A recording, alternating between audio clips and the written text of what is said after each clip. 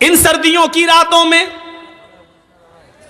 Online पढ़ाई के बहाने आपकी बेटियां मोबाइल इस्तेमाल करके व्हाट्सएप और फेसबुक यूज कर रही हैं, और आप ये उम्मीद रखते हैं कि हमारी बेटियां बापर्दा और बाहया हो जाएंगी, नकाब लगाएंगी, खुशबू से पाक साफ रहकर बाजार में या अपने मायके या कहीं और जाएंगी। या आप आज के इस दौर में उम्मीद लगा रहे हैं तो बेकार है।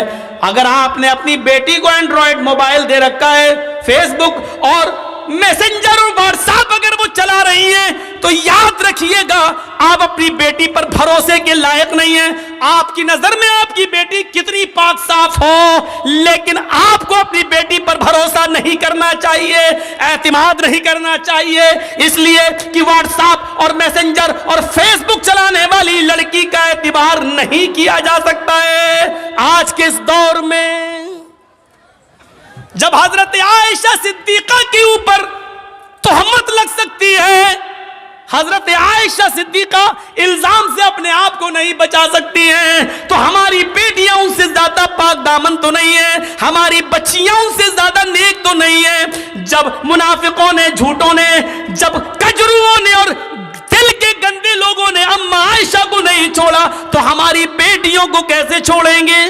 यहां हमें गौर करना चाहिए। हजरत ज़करिया अलैहिस्सलाम को देखो, मरियम अलैहिस्सलाम को देखो, सूरह मरियम पढ़िए। वो मेहराब में मस्जिद के अंदर है और हजरत मरियम के पास बेमौसम फल आ जाता है। बेमौसम फल, आम का मौसम नहीं आम आया, लीची का मौसम नहीं लीची आया। ज़करिया जब मस्जिद में दाखिल होते हैं, मेहराब के अंदर घुसते हैं, देखते हैं कि मरियम जिसकी मैं किफालत कर रहा हूं उसके पास ये फल मौजूद है। अरे ये आम का तो मौसम नहीं, आम कहां से आया? ये लीची का मौसम नहीं, ये लीची कहां से आई? तो चीख पड़े, अन्ना लके हाजा, आए मरियम मैं तेरी क्लास ले रहा हूं, आए मरियम मुझे साफ साफ जवाब दे, ये बेमौसम फल तेरे पास कहां से आए हैं? आम का मौसम नहीं, आम देख रहा हूं, लीची का मौसम नहीं, लीची देख रहा हूं, ये बेमौसम फल तेरे पास कहां से आए हैं? वो मरियम जिसकी पाक दामनी की गवाही अल्लाह ताला ने दी है कि हमने मरियम को बगैर शौहर के बेटा दिया, ईसा बगैर बाप के हमने पैदा किया, वो मरियम जिनके पाक और साफ होने का ऐलान अल्लाह ताला ने किया है, कुरान में जिनको पाक दामन बताया है, उस मरियम की क्लास ज़करिया ले रहे हैं कि बता मेरी बेटी, ओ बता मेरे लख्ती जिगर, ये तेरे पास कहां से आया है? किस लड़के ने दिया है? कौन है जिससे तेरे कॉन्टेक्ट है, जिससे तेरे ताल्लुकात हैं? अल्लाह वाली थी, नेकी फरमा बरदार थी, अपने सरपरस्त को शर्मिंदा नहीं कर सकती थी, जिसने पाल पोस कर मुझे इतना बड़ा किया, उसकी इज्जत खाक में नहीं मिला सकती थी। कहने लगी आप मेरे ऊपर शक न करें, आए ज़करिया मेरे ऊपर डाउट न करें, क़ालत हुवा मिन इंदिल्लाह, ये किसी लड़की की तरफ से नहीं बल्कि अल्लाह की तरफ से आया है, ये अल्लाह ने भेजा है, ये जन्नती फल है, कोई फरिश्ता देकर गया है, इसमें किसी लड़के का हाथ नहीं है। जब मरियम से पूछा जा सकता है कि ये फल कहां से आया, तुम अपनी बेटियों से क्यों नहीं पूछ सकते ये मोबाइल तेरे पास कहां से आया? इसमें तो 10 रुपए का बैलेंस था, आज इसमें 3 महीने का नेट पैक कैसे पड़ा है? इसमें तो तेरी अम्मा और खाला का नंबर था, इसमें 5 नंबर और कहां से आए हैं? क्या आप अपनी बेटियों से ये सवाल नहीं कर सकते हो? तुम स्कूल तो ड्राइवर के साथ गई थी, फिर आई हो किसके साथ आई हो? अकेले कैसे आई हो? तुम्हारा भाई तुम्हें स्कूल छोड़ने गया था, फिर तुमने भाई का आने का इंतजार क्यों नहीं किया? अकेले कैसे चली आई हो? ये घर से किताब 3 लेके गई थी, ये 5 किताबें तुम्हारे पास कहां से आई हैं? ये सारे सवालात की जिम्मेदारी एक बाप की बनती है जो अपनी बेटी से पूछे, अपनी औलाद से पूछे। और अगर तुम ऐसा नहीं कर सकते हो तो तैयार रहो, हमारी बेटियां कल आरएसएस के गुंडों से निकाह करने के लिए तैयार हैं, इसलिए कि ये प्लानिंग हो चुकी है कि मुस्लिम लड़कियों को स्कूलों में जगा दो और हिंदू लोगों से कह दिया गया खुल के प्यार करो, कोर्ट मैरिज करो, इनको निकाह के बंधन में बांधो और 2-4 बच्चे पैदा करके बच्चे अपने पास रख के औरत को दर दर की ठोकर खाने के लिए मजबूर कर दो, उसको निकाल दो। अगर आप अपनी बेटियों की निगरानी नहीं कर सकते हो तो तैयार रहो, आपकी बेटियां गैर मुस्लिमों के साथ निकाह करने के लिए तैयार हैं। 10,000 से ज्यादा एप्लीकेशनें कोर्ट में मौजूद हैं मुस्लिम लड़कियों की, जिसमें यह कहा गया है हमें अपनी मर्जी से हिंदू लड़कों के साथ निकाह करने के लिए तैयार हैं।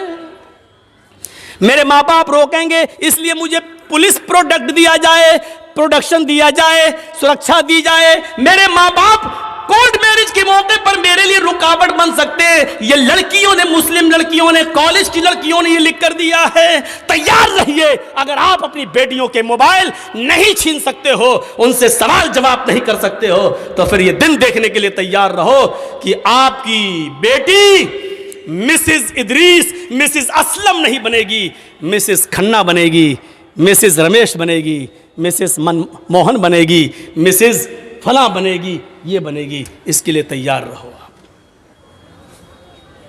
जो कहना था कह दिया। बुरा लगना स्वाभाविक है, क्योंकि हक है, हक बुरा लगता ही है। कड़वी है, कड़वी चीज़ खराब होती ही है। इसलिए मैं माफ़ी का चंदा नहीं मांगूंगा आपसे, स्वाभाविक चीज़ है, होना है।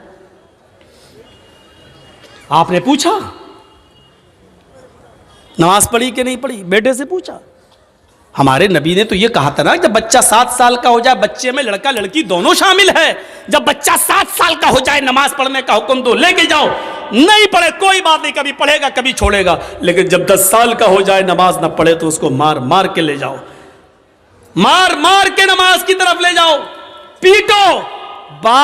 10 साल के बाद लड़के को पीटना पड़ेगा, नमाज के लिए मारना पड़ेगा, सजा देना पड़ेगी आपको अपने बेटे को, क्योंकि वो 10 साल का हो चुका है। 10 साल के बाद बाप की जिम्मेदारी बनती है कि वो अपने बेटे को नमाज न पढ़ने पर मारे, पीटे और फिर मस्जिद में ले जाए। आपने किया ऐसा? मोबाइल चलाने की खुली इजाजत, चलाओ और बिगड़ो। काजी शुरैह ने जो फैसला किया, उस फैसले को देखिए। हजरत उमर फारूक जब फजर की नमाज पढ़ाने के लिए खड़े हुए, तो अबू लूलू ने, फिरोज नामी आदमी ने, किसी बात पर वो हजरत उमर से नाराज था, उसने खंजर में जहर बुझा लिया था और छिपकर बैठा हुआ था मिंबर के पास। हजरत उमर ने जूं ही कहा अल्लाहु अकबर, फौरन उसने खंजर मार दिया। हजरत उमर फारूक के पेट में वो खंजर लगता है, उसने निकाला तो पेट थोड़ा सा फट जाता है, नाफ से लेकर जहां शर्मगाह होती है यहां तक, जब उसने खंजर निकाला तो यहां तक पेट फट गया, यहां तक खून का धारा बहने लगा। नमाजियों ने अबू लूलू को पकड़ना चाहा, लेकिन वो भागने लगा। एक सहाबी ने अपनी चादर उसके ऊपर फेंकी, जिससे उसका पैर उलझ गया, वो गिर गया। जब उसने देखा कि अब मैं पकड़ा जाऊंगा और बचूंगा नहीं, तो उसने वही जहर आलूद खंजर अपने पेट में मारकर खुदकुशी कर ली और मर गया। लेकिन हजरत उमर फारूक को जब होश आया तो उनको दूध पिलाया जा रहा था। दूध वो मुंह से पीते थे, पेट से बाहर निकल जाता था। शहद पिलाया गया तो शहद पेट से बाहर निकल गया। जो चीज खिलाई और पिलाई जा रही है वो मुंह से तो खिलाते थे, लेकिन पेट से बाहर निकल जाती थी। इस हाल में किसी ने कह दिया अमीरुल मोमिनीन, अब आप फजर की नमाज कैसे पढ़ेंगे? आप पहली रकात में थे और आपको खंजर मार दिया गया है, आप बेहोश होकर जमीन पे गिरे हैं और हालत आपकी है कि खाना पानी पेट में रुक नहीं रहा है, आप फजर की नमाज कैसे पढ़ेंगे? हजरत उमर ने कहा पढ़ूंगा, मेरी फजर की नमाज क्या अदा नहीं हुई है? कहा नहीं। पानी लाओ, वुजू बनाया, खड़े हो गए। लोगों ने कहा बैठ के पढ़ लो, कहने लगे नहीं नहीं, अभी खड़े होने की ताकत है। खड़े होकर 2 रकात नमाज पढ़ी और नमाज पढ़ने के बाद फरमाया, लोगों अगर ये हालत किसी और की हो जाए, खाना पानी भी पेट से निकलने लगे, इस हाल में भी अगर नमाज का टाइम हो जाए, नमाज का वक्त हो जाए और उस आदमी को होश हो, तो नमाज इस हाल में भी पढ़ना पड़ेगी। अगर इस हाल में होश है, पेट फट जाने के बावजूद, खाना पानी पेट से निकलने के बावजूद अगर होश है और नमाज नहीं पढ़ता है, तो ला हज़्ज़ा फिल इस्लामी लिमन तरकस्सला, तो ऐसे आदमी का इस्लाम में कोई हिस्सा नहीं है। इस हाल में नमाज ना पढ़े तो इस्लाम में हिस्सा नहीं है। जो तंदुरुस्ती में नमाज ना पढ़े वो मुसलमान बना बैठा है। कितने बड़े कभी किसी को खड़ा करके पूछो क्या नाम है, ज़ियाउल हक, हक की रोशनी। अच्छा नमाज पढ़ी थी ईशा की? नहीं मौलाना साहब। ज़ियाउल हक नमाज पढ़ी? नहीं।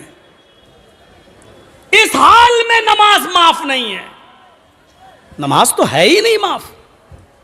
जर्जी साहब को मोदी की, योगी की कुछ गुंडे पकड़ लें, कुर्सी पे लेके हाथ पैर बांध दें,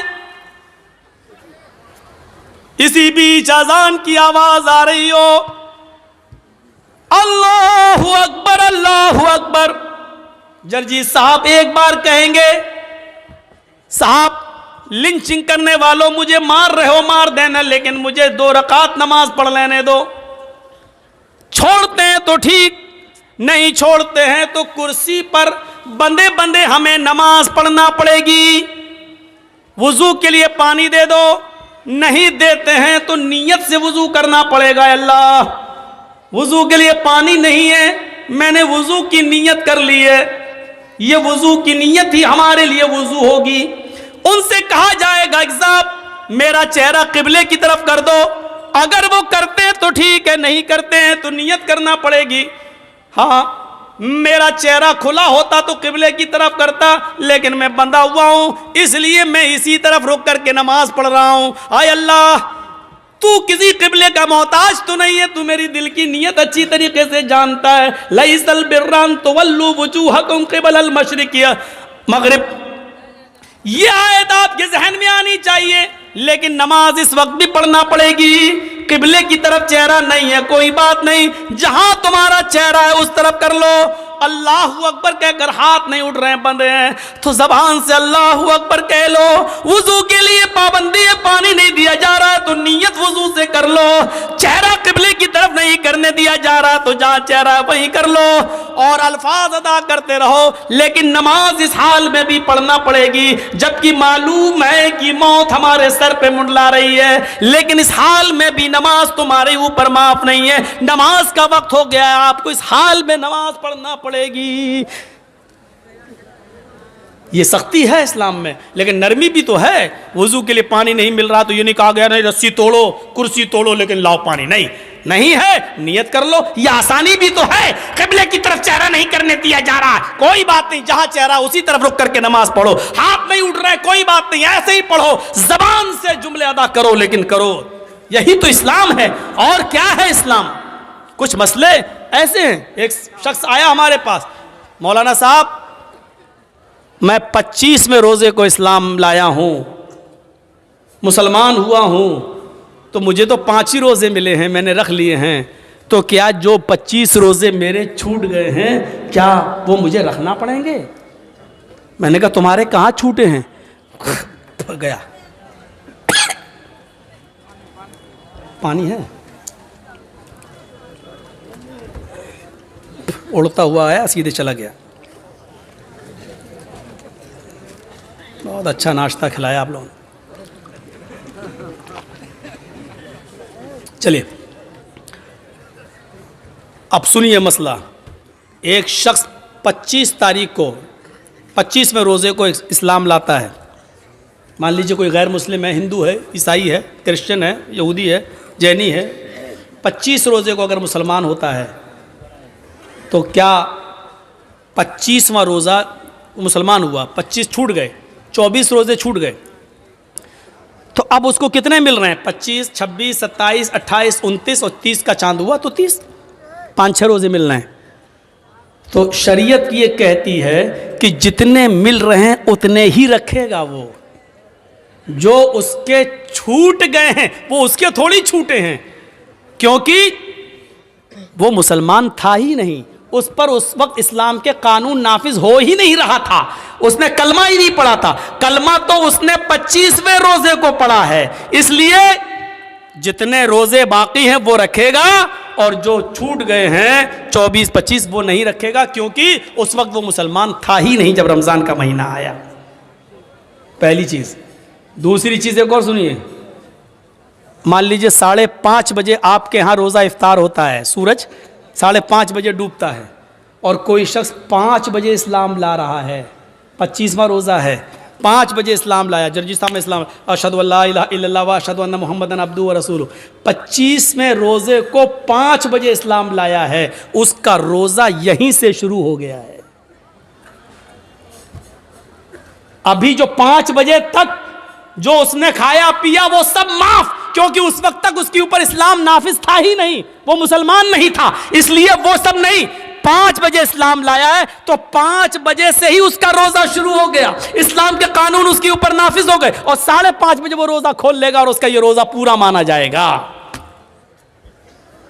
25वां रोजा आधा घंटा रखा लेकिन पूरा 25वां रोजा माना जाएगा। अब 25वां जोड़ा जाएगा, 26वां रखेगा, 27वां, 28वां, 29वां, 30वां ये रखा जाएगा, और इससे पहले जो छूट गए वो के एक भी उसको नहीं रखना पड़ेंगे, क्योंकि उस वक्त तक वो मुसलमान नहीं था। इन मसलों को जहन में रखिए, ये छोटे छोटे मसले हैं, अपने जहन में इन मसलों को रखिए और याद करिए।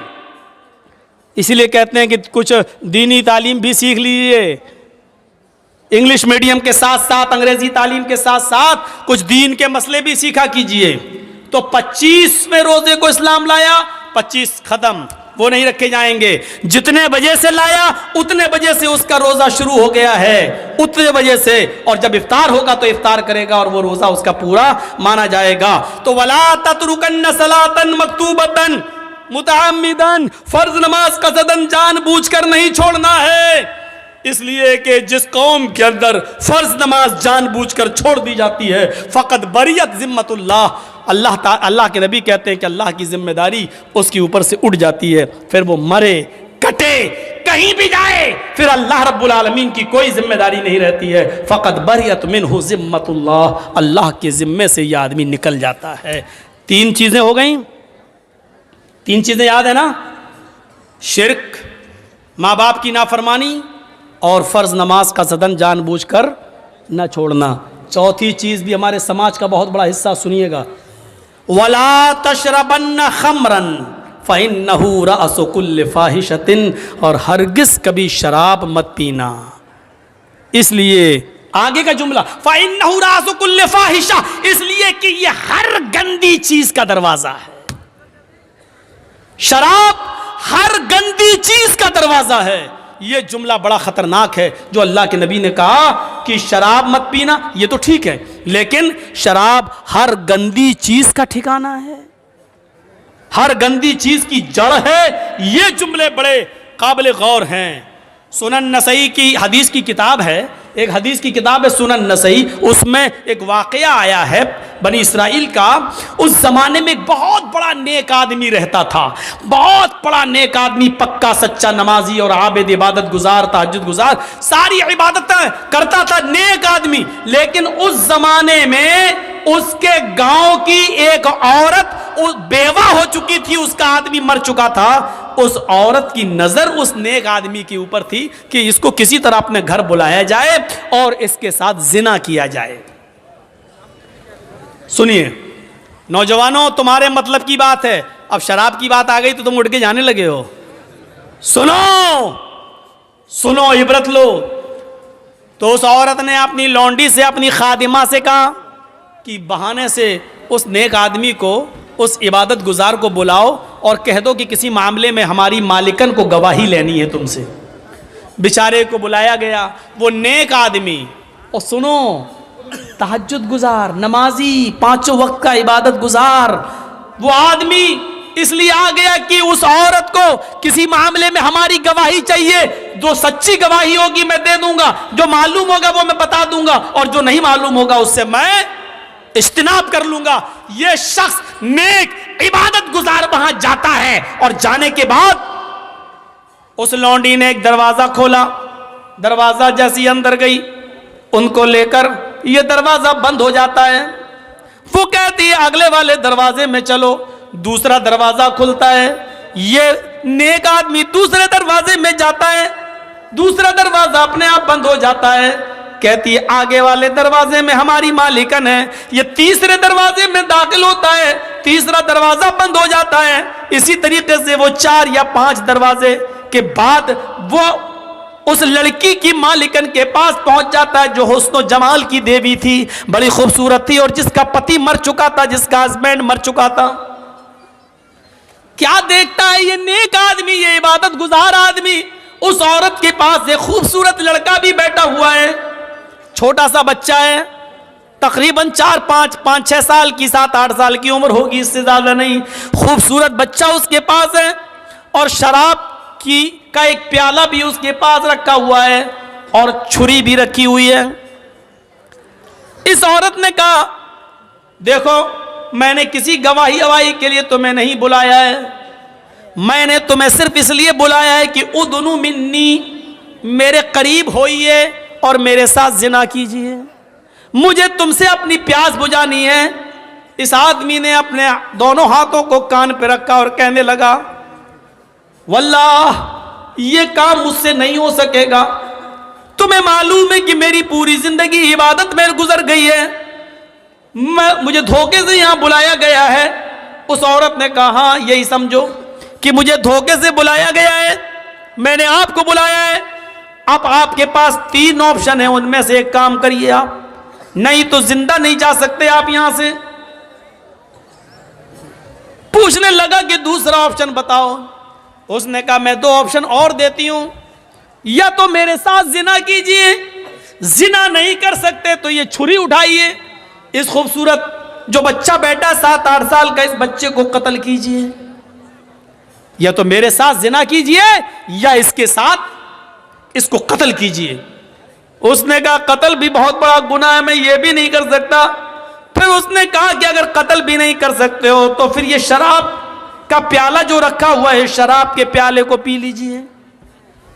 उसने जब देखा कि मेरे बचने का कोई रास्ता नहीं, तो वही मामला था, बड़े गुनाह से बचने के लिए छोटा गुनाह कर लिया जाए अपनी जान को बचाने के लिए।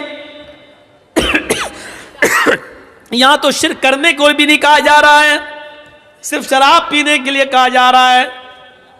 चलो जिना करने से और कत्ल करने से बेहतर है कि शराब का प्याला उठाकर पी लिया जाए। लिहाजा इस नेक आदमी ने शराब का प्याला उठाकर पी लिया। शराब का प्याला उठाकर पी लिया तो इसको थोड़ा मजा आ गया।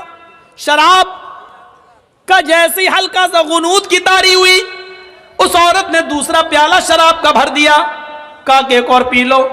उसने कहा, जब एक पी लिया है तो दूसरा पीने में क्या। उसने दूसरा भी पी लिया, उसने एक और पिलाया, उसने तीसरा भी पी लिया, और फिर शराब के नशे में धुत होकर उसने उसके हाथ में छुरी पकड़ा दी। यह आदमी शराब के नशे में था, इसलिए शराब तो पी चुका था, इसने उस बच्चे को कत्ल भी कर दिया। शराब के नशे में आकर उस लड़के को, जो 7-8 साल का बच्चा था खूबसूरत, उस बच्चे को इसने कत्ल भी कर डाला। और फिर शराब के नशे में उस औरत ने उसके दोनों हाथ पकड़ के अपने ऊपर उसको सवार कर लिया और इसने शराब के नशे में उस औरत के साथ जिना भी कर डाला। गौर कीजिए, एक गुनाह करवाया जा रहा था उससे कि तू मेरे साथ जिना कर, लेकिन इसने जिना से बचने के लिए कहा कि नहीं, अल्लाह से डराया, कयामत से डराया, जहन्नम से डराया। लेकिन उस औरत के ऊपर जिना का भूत सवार था। उसने कहा, अगर जिना नहीं करते हो तो कत्ल करो। कत्ल भी करने से इनकार कर दिया तो कहा शराब पियो, और जब शराब पी तो शराब पी के कत्ल भी कर डाला और जिना भी कर डाला। अल्लाह के नबी ने क्या फरमाया, शराब मत पिया करो, इसलिए कि शराब तमाम बुराइयों की जड़ है। मेरे भाइयों, न शराब पिया होता, न कत्ल किया होता, न जिना, शराब ने उससे कत्ल भी करवा दिया और जिना भी करवा दिया। फिर यह आदमी मेरे भाइयों जिंदगी भर शराबी बन गया है, गलियों में घूमता फिरता और लोगों से शराब की भीख मांगता फिरता।